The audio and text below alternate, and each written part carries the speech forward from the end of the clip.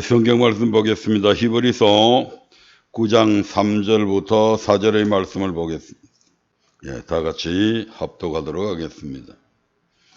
또 둘째 휘장 뒤에 있는 장막을 지성소라 일컫나니 금향로와 사면을 금으로 싼 언약궤가 있고 그 안에 만나를 담은 금항아리와 아론의 쌍난 지팡이와 언약의 비석들이 있고. 한 번 더 읽겠습니다. 시작. 또 둘째 휘장 뒤에 있는 장막을 지성소라 일컫나니 금항로와 사면을 금으로 싼 언약궤가 있고 그 안에 만나를 담은 금항아리와 아론의 쌍난 지팡이와 언약의 비석들이 있고. 아멘. 그동안 약 5주간에 걸쳐서 언약궤 중심의 신앙생활이라는 주제로 서로 말씀을 통해 함께 은혜를 나누어 왔습니다.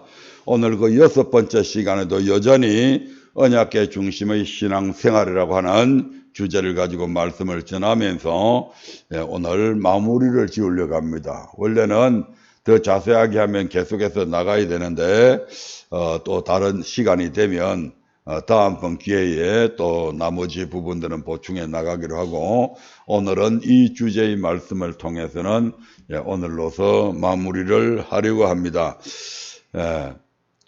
언약궤는 하나님이 임재하고 계시는 궤요. 그 언약궤 안에 우리 하나님께서는 세 가지의 성물을 두셨다고 했습니다. 그 첫 번째가 만나를 담은 금항아리인데, 이 만나를 담은 금항아리를 통해서 우리에게 주시는 교훈은 사람이 무엇으로 떡으로만 사는 것이 아니고 무엇으로 하나님의 입에서 나오는 말씀으로 산다는 것을 우리에게 교훈해 주시는 내용이고, 두 번째 아론의 쌍난 지팡이를 통해서는, 아론의 쌍난 지팡이는 부활이다 그런 뜻이 아닙니다. 그러면 아론 지파만 부활함 이럽니까? 아니잖아요. 아론의 쌍난 지팡이는 하나님의 권위에 도전하지 말라고 하는 그러한 교훈이 거기에 담겨 있습니다. 왜냐하면 아론을 제사장으로 세우신 것은 하나님이시다 이 말입니다. 그 하나님의 권위를 아론에게 도전하는 것은 그 하나님의 권위에, 임명권자인 하나님의 권위에 도전하는 행위다 이 말이죠. 그것을 가리켜서 바로 여호와를 멸시하는 죄라고 그러잖아요. 여호와를 멸시하고도 살아남을 수 있는, 여호와를 멸시하면서도 복을 받을 수 있는 자는 아무도 없습니다. 아멘. 그리고 이제 세 번째가 언약의 비석들인데, 이 언약의 비석들을 통해서는 모든 물질의 주인이, 만물의 주인이 누구시다? 하나님이시라고 하는 것을 우리에게 교훈해 주고 있는데, 그 하나님만 섬기는 것이 아니고 하나님과 재물을 겸하여 섬기면 안 된다고 하는 것을 우리에게 교훈해 주시는 내용입니다. 모든 만물의 주인이 누구시라고요? 하나님이시다. 그 하나님께서 이스라엘 백성들에게 의복도 주고 금도 주고 은도 주셨다 이 말입니다. 왜 주셨어요? 하나님을 섬기라고 주신 것들입니다. 하나님께서 우리에게 재물로 덜렁을 주시고 많은 재물을 주시는 것도 뭐라고요? 하나님을 섬기라고 우리에게 맡기신 것이다 이 말입니다. 우리가 주인이 아니에요. 하나님이 주인이세요.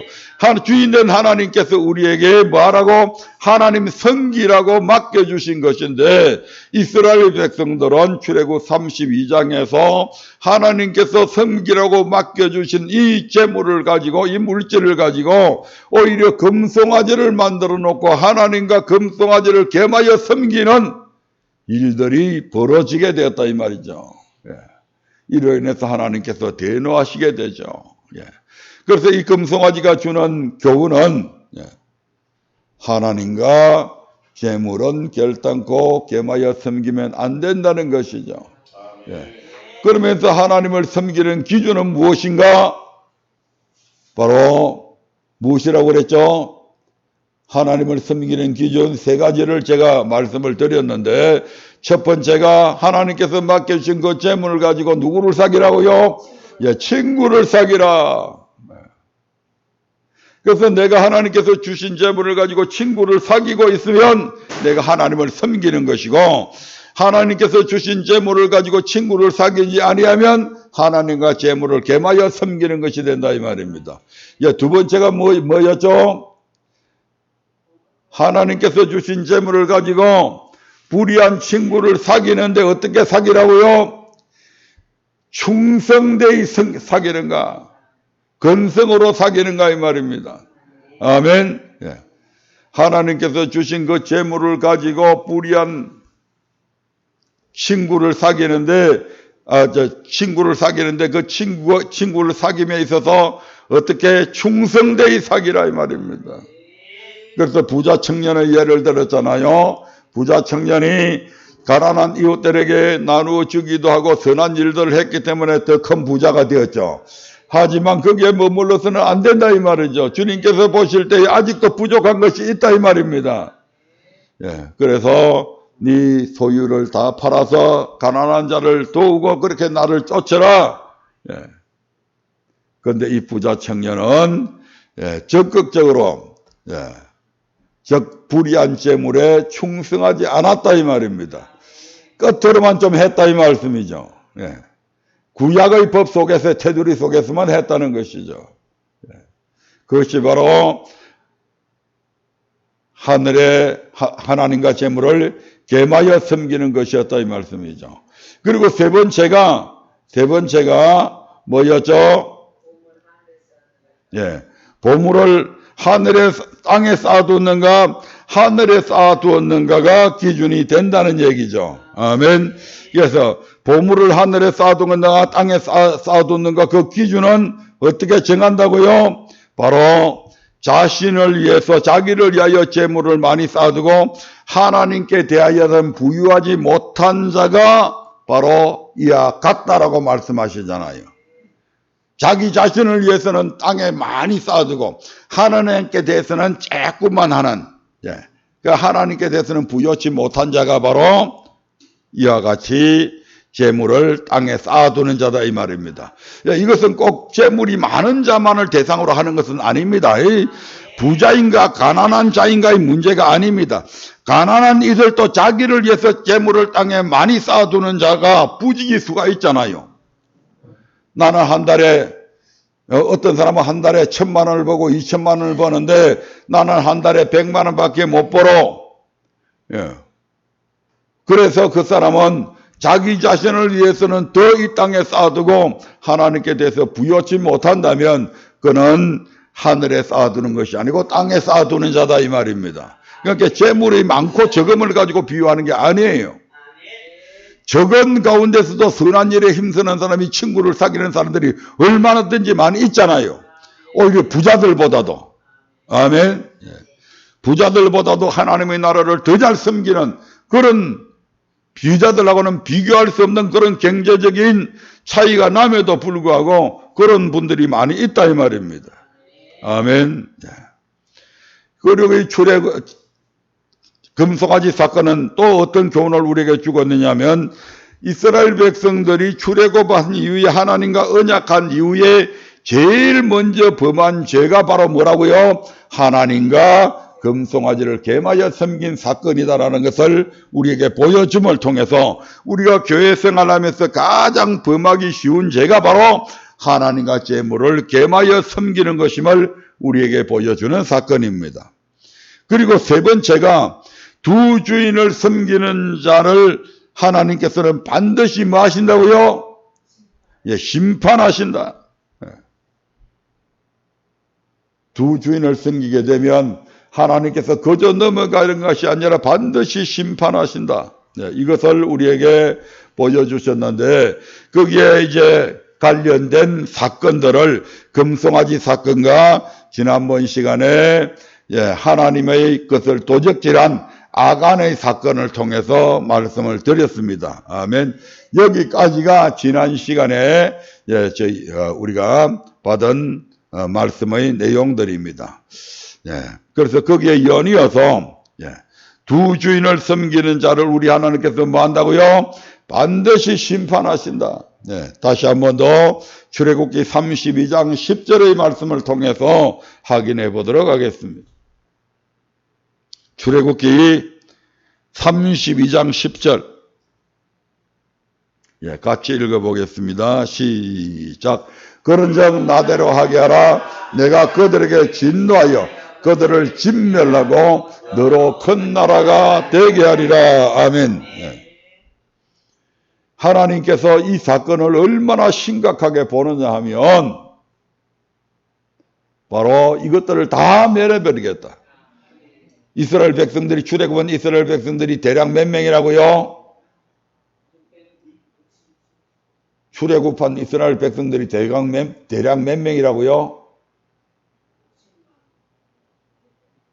그거는 군대에 나갈 만한 자들이 60만 명이고 대략 몇 명이라고요? 300만이라고 그랬잖아요. 대략 우리가 한 가족이 4인 기준을 했을 때 60만 명 곱하기 4인 기준 하면 240명 되잖아요. 그런데 거기에서 또 다른 잡족들도 나왔거든요. 그렇게 이제 이래저래 따지고 보면 대략 한 300만은 되지 않을까. 이건 추정입니다. 성경에 300만 명이다 이렇게 기록된 건 없어요. 몇 번을 제가 그냥 우리가 말씀 전할 때 그냥 중간에 끝다리 다 떼버리고 그냥 300명 정도로 될 것이다 이렇게 예상해 보잖아요. 그 300만이나 되는 이스라엘 백성들을 뭐 해갔다고요? 싸그리 멸해버리겠다. 얼마나 하나님이 노하셨으면 마치 에프킬라 갖고 팔이 잡고 목이 잡듯이 그 숫자에 연연하지 아니하고 멸해버리려고 하는 사건이 바로 이 사건이었습니다. 그래서 두 죄인을 섬기면 우리 하나님께서 얼마나 경노하시는가를 우리에게 보여주는 사건이죠. 그 금송아지 사건과 아간의 사건 외에도 성경에 보면 물질로 인해 두 주인을 섬기는 일들에 대해서 하나님께서 철저하게 심판을 하십니다. 시간이 없어서 다 읽어보지는 않겠어요. 열왕기하 5장 20절부터 27절에 보면 집에 가서 읽어보세요. 적으세요.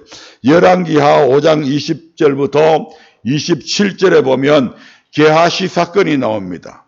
아멘. 아람 나라의 군대 장관인 나아만이 문둥병을 고치기 위해서 엘리사에게 찾아오죠. 그 엘리사를 통해서 그가 요단강에 가서 7번 목욕을 하고 나서 문둥병이 깨끗하게 나음을 받았을 때에 너무너무 그 은혜가 고마워서 이 아람 나라의 큰 나라의 군대 장관이 이 엘리사 선지자에게, 시골에 있는 이 엘리사에게 살해를 하려고 그러죠. 근데 엘리사가 극구 사양하잖아요. 내가 이 예물을 절대 받지 않겠다. 여호와의 사심을 가리켜서 맹세를 해버립니다. 그래서 할 수 없이 이 아람 나라의 군대 장관이 자기의 수하들을 거느리고 그냥 가잖아요. 그 사건을 바라보고 있으니까 게하시가 물질에 욕심이 나서 아이고 우리 주인 정말 바보도 아니고 멍청이도 아니고 이 시골에서 지금 먹고 살 것도 없고 우리 생도들도 돌봐야 되고 돈 쓸 일이 얼마나 많은데 저걸 그냥 돌려보낸다고 안타까워 죽는 거예요. 그래서 주인 몰래 엘리사 몰래 찾아가가지고 우리 생도가 어디에 도달에 있는 우리 생도가 예를 들면 우리 선생님을 찾아왔는데 이렇게 좀 여러 가지 경제적으로 좀 곤란한 일이 생겨서 우리 주인이 보내어서 언덩이 한 개만 얻어오라고 그럽디다. 이렇게 거짓말로 해가지고 의복하고 그래서 언덩이를 얻어가지고 오잖아요. 아멘. 아람 나라 군대 장관 나아만이 어떻게 생각했어요? 그래. 지가 물질에 깨끗한 것이 끝으로 폼을 잡고 이래서도 사람은 똑같은 거야. 돈 보고 욕심 안 내는 놈이 어디 있어? 속으로 욕 안 하겠냐고요. 여태껏 엘리사를 통해서 받은 은혜들이 싹 사라져버릴 수도 있잖아요.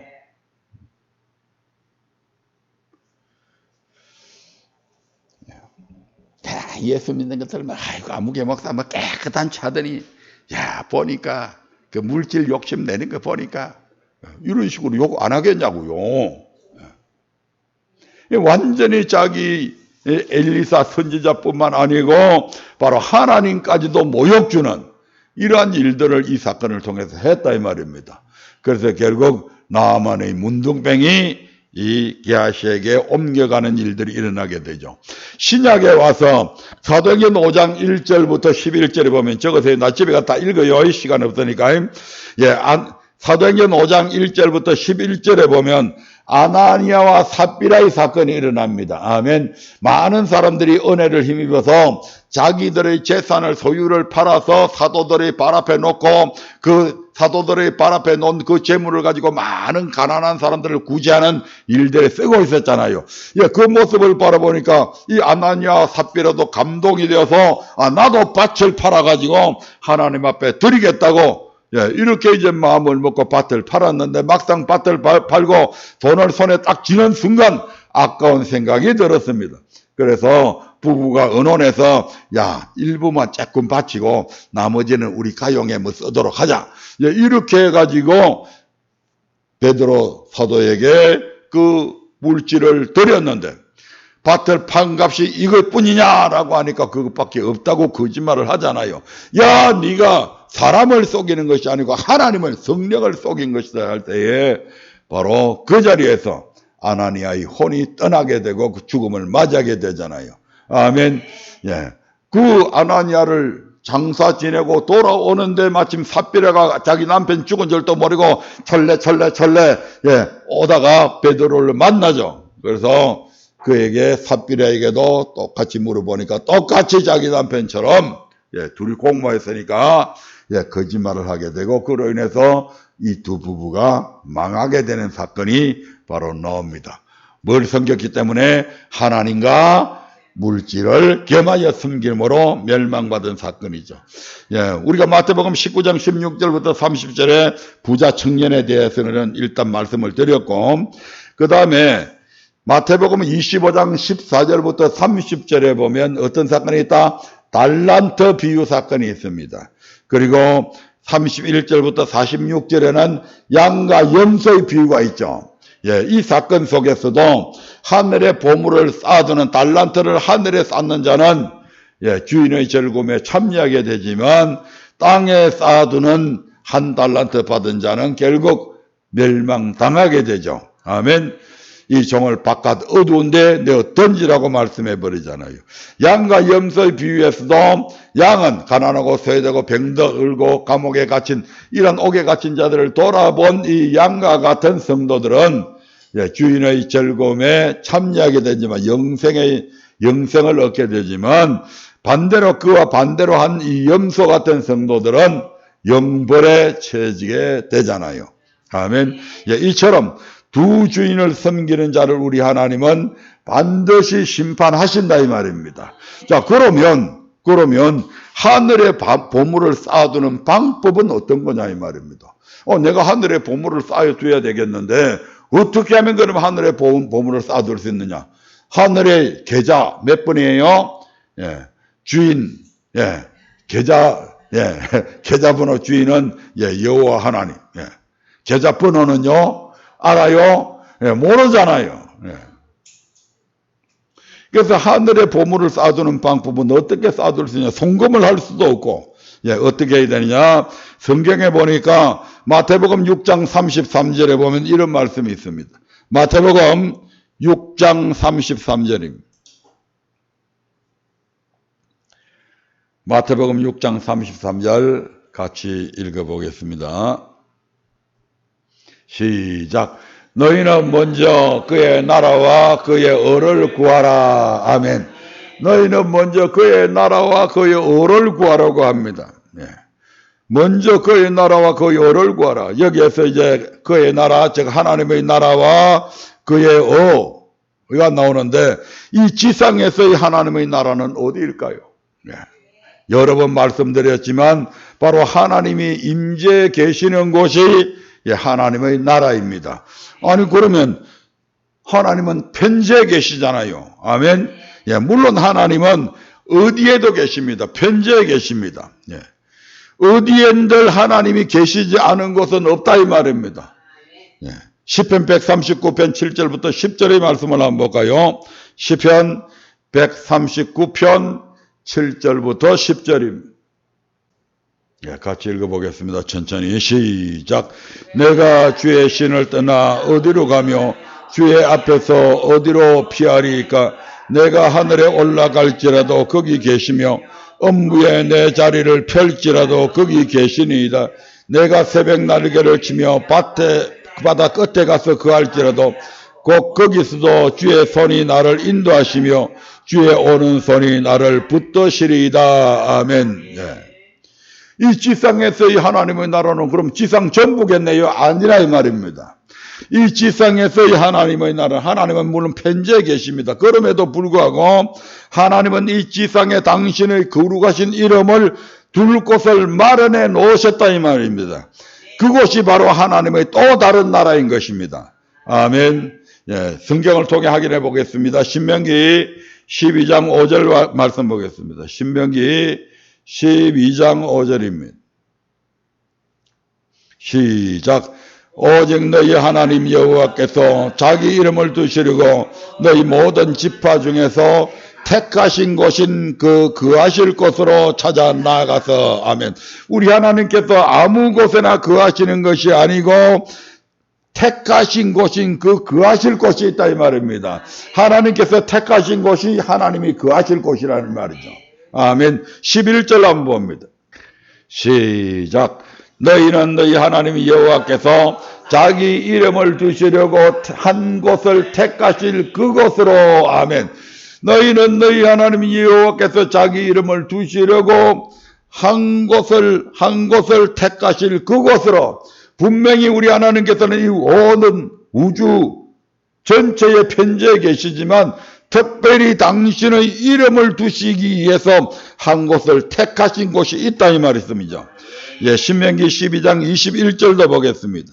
21절 봅니다. 시작. 만일 내 하나님 여호와께서 자기 이름을 두시려고 택하신 곳이 내게서 멀거든. 아멘. 북이스라엘의 갈릴리에 있는 사람이 저 예루살렘 성전까지 가야 할 곳이 멀잖아요. 적어도 한 도보로 가면 3일 이상은 충분히 걸리는 거리잖아요. 예. 그렇다고 한다면 그곳에서부터 갈릴리에서부터 양새끼, 염소새끼를 끌고 거기까지 가려면 얼마나 힘들겠어요. 자기 몸만 가도 힘든데. 아멘. 예. 그럼에도 불구하고 하나님께서 갈릴리에 안 계세요? 계신다 이 말입니다. 그럼에도 불구하고 하나님께서 당신의 이름을 갈릴리에 두셨다. 예루살렘 성전에 두셨다. 예루살렘 성전에 두셨다는 것이죠. 그것이 하나님께서 임재해 계시는 하나님의 나라다 이 말씀이죠. 예, 신명기 14장 23절도 보겠습니다. 시작. 내 하나님 여호와 앞 곧 여호와께서 그 이름을 두시려고 택하신 곳에서. 아멘. 우리 하나님께서 택하신 곳에 여호와께서 당신의 이름을 두셨다고 얘기합니다. 24절 봅니다. 시작. 그러나 내 하나님 여호와께서 그 이름을 두시려고 택하신 곳이 내게서 너무 멀고 행로가 어려워서. 아멘. 자, 여호와의 이름을 두시기 위해서 그럼 택하신 곳은 어디일까요? 열왕기상 8장 16절의 말씀을 한번 보겠습니다. 열왕기상 8장 16절입니다. 같이 읽어봅니다. 시작. 내가 내 백성 이스라엘을 애굽에서 인도하여 낸 날부터 내 이름을 둘 만한 집을 건축하기 위하여. 누구 이름을 두기 위해서요? 예, 내 이름을, 여호와의 이름을 둘 만한 집을 건축하기 위하여. 예. 17절 시작. 내 부친 다윗이 이스라엘 하나님 여호와의 이름을 위하여 전을 건축할 마음이 있었더니. 아멘. 18절 봅니다.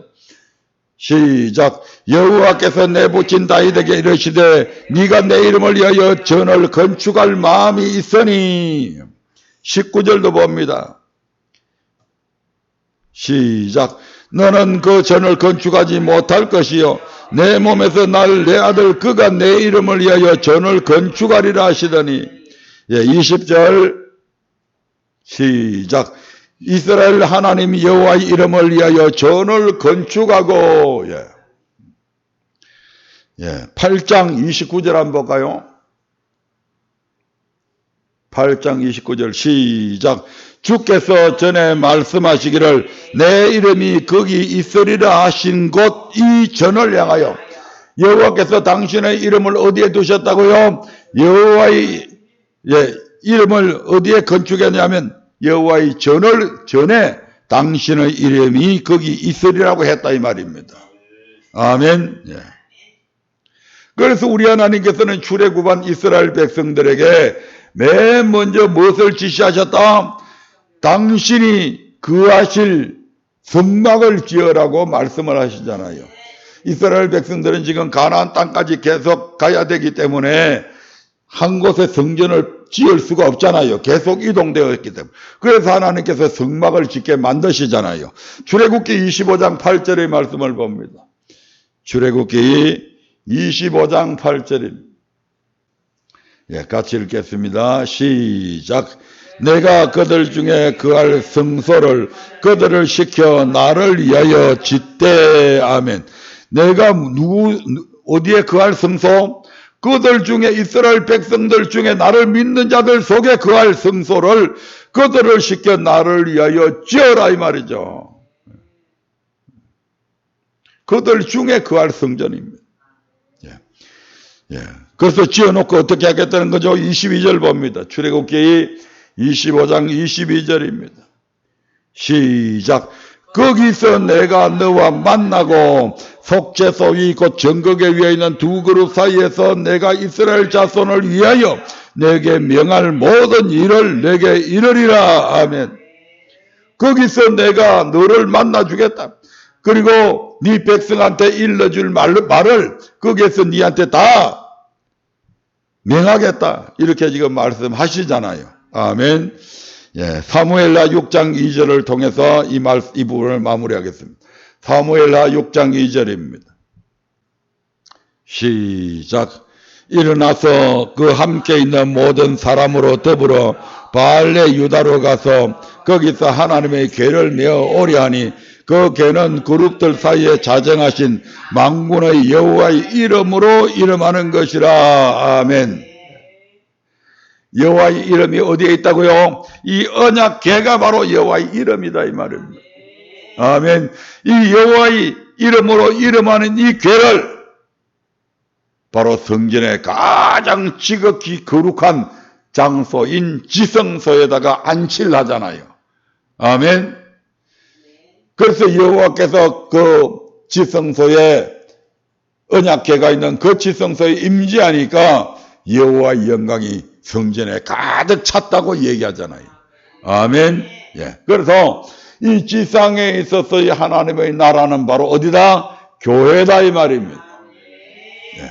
구약 시대에는 성전, 그 성전을 깨트려서 주의 몸된 성전을 깨트려서 우리 주님께서는 무엇을 지었다? 교회를 지었다고 얘기하잖아요. 아멘. 그래서 이 지상에서의 하나님의 교회들이 바로 하나님의 나라인 것입니다. 아멘. 그 나라를 위해서 우리 하나님께서 모든 것을 먼저 구해라 이 말입니다. 교회의 재정이 필요하면 모자라면 채우고 교회의 성도들이 모자라면 전도해서 채우고 그런 부분들은 다음에 한번 또 말씀을 구체적으로 드리도록 하겠습니다. 그래서 이 하나님의 나라를 위해서 내가 무엇을 할 것인가를 늘 끊임없이 우리는 고민하며 성경 속에서 그런 부분들을 찾아서 거기에 이제는 충성을 해야 된다는 얘기죠. 예, 두 번째로 그의 의를 구하라고 합니다. 그의 의를 구하라. 하나님의 의를 구하라. 아니 하나님이 의롭지 않으세요? 하나님은 의롭잖아요. 그런데 무슨 우리가 하나님의 의를 어떻게 구합니까? 하나님 의로우십시오. 의롭게 행동하셔야 됩니다. 그렇게 이야기할 수 있는 겁니까? 아니잖아요. 그래서 하나님의 의를 구하러 가는 의미는 무슨 뜻인가 하면 하나님께서 의로우시며 공정하시다고 하는 것은 무슨 뜻일까요? 예, 바로 사람을 언제나 정의로 인도하시는 품성을 가지고 계시다 이런 뜻을 가지고 있습니다. 어떤 뜻을 가지고 있다고요? 사람을 언제나 정의로 인도하시는 품성을 가지고 계신다. 히브리어 원어로 정의 또는 정의라고 하는 히브리어 원어로는 의로우시다고 하는 말이 정의 또는 곧바로 이런 뜻입니다. 영어의 justice에 해당해야 되죠. 아멘. 예, 정의, 공정. 예. 우리 하나님은 거룩하신 분이십니다. 아멘. 하나님께서 거룩하시다고 하는 말은 하나님의 내적 성품을 가리키는 데 중점을 두고 하는 말입니다.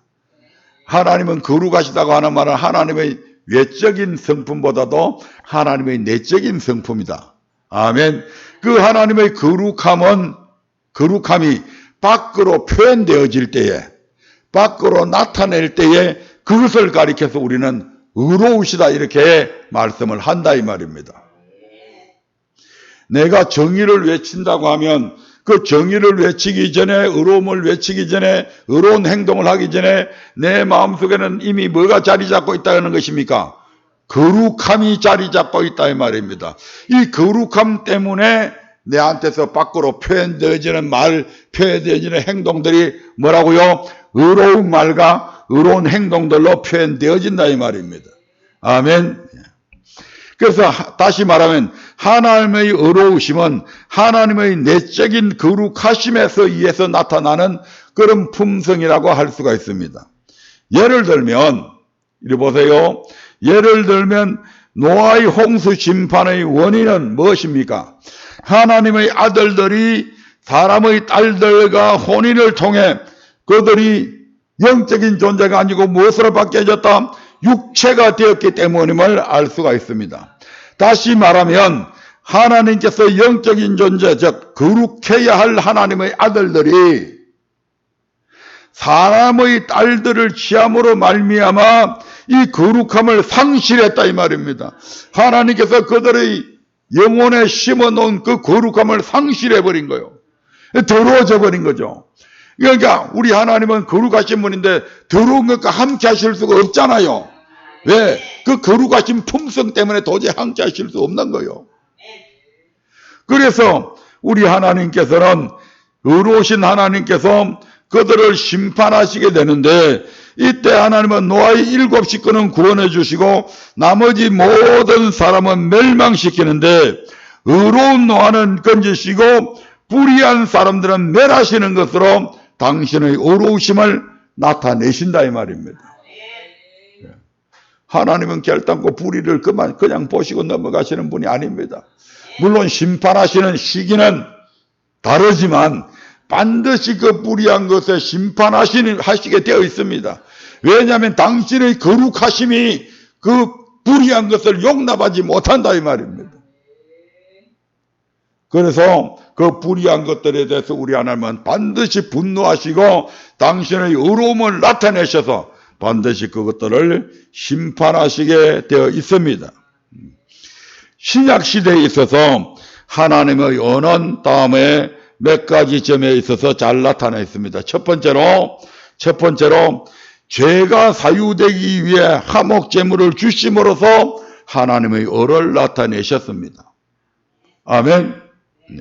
죄를 사하기 위해서 화목제물을 주심으로 하나님의 의가 나타나 있다. 아니 하나님은 전지전능하신 분이시잖아요.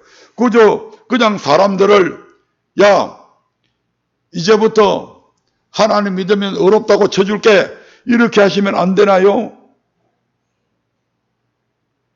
그러면 하나님께서는 마귀까지도 야 너도 의롭다고 내가 해줄게 이렇게 대해줘야 되는 거잖아요. 예. 사람은 죄를 지었는데도 불구하고 의롭다고 인정해 주시고 마귀는 아니라고 한다면 마귀란 놈이 가만히 있겠습니까? 왜 그렇게 불공정하세요? 왜 나는 흑암에 가두어 두시고 저 땅속에 처박아 두고 왜 저것들은 잘못을 저질렀는데도 불의한데도 불구하고 저것들은 왜 죄를 사해 주시는 거예요? 안 따지겠냐고요. 마귀 입장에서. 그래서 우리 하나님께서는 당신의 독생자를 화목제물로 내어주신다 이 말입니다. 왜? 죄인은 반드시 죽게 되어 있다는 것이죠. 비록 당신의 아들일지라도 그 아들이 전 인류의 죄를 죄 없어진 그분이 뒤집어 썼을 때 그는 흉악한 죄인이잖아요. 그러니까 당신의 아들이시라도 죽였다 이 말입니다. 이걸 통해서 하나님의 의가 나타나 있는 것이죠. 하나님은 결단코 불의를 용납지 않는다. 마귀란 놈도 할 말 없는 거죠. 마귀란 놈도 하나님의 이 공평하심 앞에 할 말 없는 거예요. 따질 수가 없는 거예요. 왜? 당신의 아들까지도 죄 지으니까, 죄를 뒤집어 쓰니까, 자신이 지은 죄가 아니라 할지라도 죄 뒤집어 쓰니까 죄물로 바쳐버리잖아요. 아멘. 예, 두 번째로 하나님의 언어는 어떻게 나타났냐? 이렇게 하신 예수님을 나의 구원자로 믿는 자를 하나님께서 의롭다 하심으로써 하나님은 자기의 의를 나타내셨습니다. 아멘. 예, 하나님이 자기의 의를 나타내셨잖아요. 그런데 그 의를 나타내심에 있어서 하나님은 불공평합니까? 아니에요. 정말 공평하셔요. 아멘. 왜 저것들을 의롭다 해주세요? 저것들이 분명히 불의를 지었는데 왜 의롭다 하세요? 야, 그 죄 때문에 내 아들이 죽었어. 이렇게 되잖아요. 아멘. 마귀가 따질 수 없는 거죠. 하나님의 의로우심을 그 예수 그리스도를 믿는 자들을 위해서 예수님께서 화목 제물이 되셨기 때문에 믿는 자들의 모든 죄를 사해 주심을 통해서 하나님은 당신의 의를 나타내셨다 이 말입니다. 로마서 3장 24절부터 26절의 말씀을 보겠습니다. 로마서 3장 24절부터 26절입니다. 같이 천천히 읽어봅니다. 그리스도 예수 안에 있는 구속으로 말미암아 하나님의 은혜로 값없이 의롭다 하심을 얻은 자 되었느니라. 이 예수를 하나님이 그의 피로 인하여 믿음으로 말미암는 화목 제물로 세우셨으니 이는 하나님께서 길이 참으시는 중에 전에 지은 죄를 관가하심으로 자기의 의로우심을 나타내려 하심이니 곧 이때에 자기의 의로우심을 나타내사 자기도 의로우시며 또한 예수 믿는 자를 의롭다 하려 하심이니라. 아멘. 정말 우리 하나님께서 일목요연하게 아주 논리적으로 우리의 당신의 의를 나타내시고 예수 믿는 자를 의롭다 하시는 것을 마귀가 말 한마디 못하도록 딱 만들어 놓으셨잖아요. 그러므로 그의 의를 구하라는 말씀은 우리가 기도해서 하나님을 의롭게 만들라는 그런 말이 아닙니다.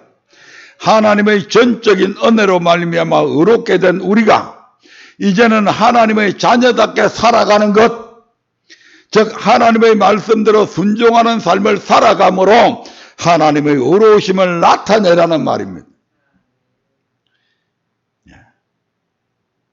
우리가 무슨 순종을 한다고 해서 불의한 하나님을 의롭게 만들라는 그런 얘기가 아니고, 우리가 하나님의 자녀답게 살아감을 통해서 하나님의 말씀대로 순종하는 삶을 살아감을 통해서 우리 하나님의 의로우심을 나타내라 이 말입니다.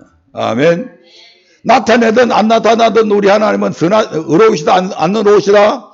의로우신 분이세요. 우리가 안 나타내도 하나님은 여전히 의로우신 분이라. 그런데 그 하나님의 의를 구하라고 하는 것은 바로 하나님의 의를 나타내라 이 말입니다. 많은 사람들 앞에 하나님의 자녀는 이렇게 사는 것이다. 하나님의 말씀에 이렇게 살라고 해서 내가 당신을 용서할 수 없지만 내가 용서해줘. 내가 당신을 도울 수 있는 최선을 다해서 내가 돕는 이것이 내가 잘나고 똑똑해서 내가 선한 마음을 가져서가 아니라 하나님이 의로우심이 나로 하여금 그렇게 하라고 해서 내가 당신에게 그렇게 하는 거야. 이것을 통해서 많은 사람들이 누구를 칭송하겠어요? 야, 하나님 그분은 진짜 위대하신 분이네. 하나님 그분은 진짜 대단하신 분이네. 어떻게 사악한 저것을, 어떻게 깡패 짓을 하던 저것을 어떻게 하나님께서 변화시켜서 저렇게 착한 사람으로, 김익두 같은 사람으로 새로운 변화된 김익두를 만들어내셨을까? 야, 그 하나님 진짜 대단하신 분이네. 그래서 많은 사람들이 하나님의 그 의로우심에 굴복해서 하나님께로 돌아오시잖아요. 아멘. 다음의 말씀들이 이를 잘 뒷받침하고 있습니다. 우리도 그렇게 살면 우리도 하나님의 의로우심을 나타낼 수 있다 이 말입니다. 신명기 6장 25절의 말씀을 봅니다. 신명기 6장 25절입니다. 시작. 우리가 그 명하신 대로 이 모든 명령을 우리 하나님 여호와 앞에서 삼가 지키면 그것이 곧 우리의 의로움이니라 할지니라. 하나님을 의롭게 하시는 하나님의 의로우심을 드러내는 그것이 바로 우리의 의로움이 된다 이 말입니다. 아멘. 하나님의 의로우심을 내 삶 속에서 감추어두는 것이 아니라 드러내야 돼. 그러면 하나님의 의로우심도 드러나고 나도 내게도 그것이 바로 의로움이 된다 이 말입니다. 아멘. 로마서 2장 13절 봅니다. 로마서 2장 13절입니다. 시작. 하나님 앞에서는 율법을 듣는 자가 의인이 아니요 오직 율법을 행하는 자라야 의롭다 하심을 얻으리니. 아멘. 행해야 돼. 뭐 은혜의 시대라고요? 은혜의 시대에는 하나님께 영광 돌리지 않아도 됩니까? 은혜의 시대에는 하나님의 이름을 의로움을 드러내지 않아도 됩니까? 은혜의 시대에는 하나님을 욕먹이도 되고 더럽게 그 이름을 더럽게 만들어도 되고 그렇게 되는 겁니까? 아니잖아요. 하나님 앞에 더 큰 은혜를 입었으면 더 많이 순종해야 되고 더 충성되어 일해야 되고. 아멘. 그 하나님을 내게 이런 은혜를 주신 하나님께 더 그 하나님의 이름을 높여드리는 것이 마땅한 도리잖아요. 아멘. 에스겔서 18장 9절의 말씀을 보겠습니다. 에스겔서 18장 9절입니다. 시작. 내 율례를 쫓으며 내 규례를 지켜 진실히 행할진대 그는 의인이니 정령 살리라. 나 주 여호와의 말이니라. 아멘. 내 율례를 지키며 내 규례를 지켜 진실히 행하면 이 말입니다. 그 사람이 바로 뭐라고요? 여호와의 의로우심을 나타낸 여호와의 의를 구하는 의인이 된다 이 말입니다. 아멘. 예.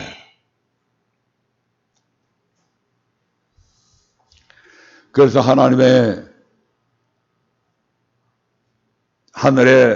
재물을 쌓는 그 기준은 아까도 얘기했지만 출애굽기 성전 건축 및 성물을 드리는 것이 바로 하늘의 보물을 쌓는 것이다 이 말입니다. 그 다음에 제사장에게 쓸 것을 공급하는 것이 바로 하늘의 재물을 쌓는 것이다 이 말입니다. 이것을 신약시대에 마태복음 25장 14절부터 30절에서 우리에게 뭐라고 말씀하셔요? 달란트 비유를 통해서 말씀하시잖아요. 이 달란트 비유는 하나님께 대해서 우리 성도들이 취해야 될 내용들입니다. 아멘. 누구에 대해서? 하나님께 대해서 우리가 재물을 어떻게 쌓아둘 것인가. 아멘. 두 번째로 가난한 자에 대한 규례. 가난한 자에 대한 규례에 대해서는 레위기서 또 신명기서에 보면 쭉 나와 있는데 이 가난한 자의 규례에 대해서 마태복음 25장 31절부터 46절에서는 뭐라고 말씀하십니까?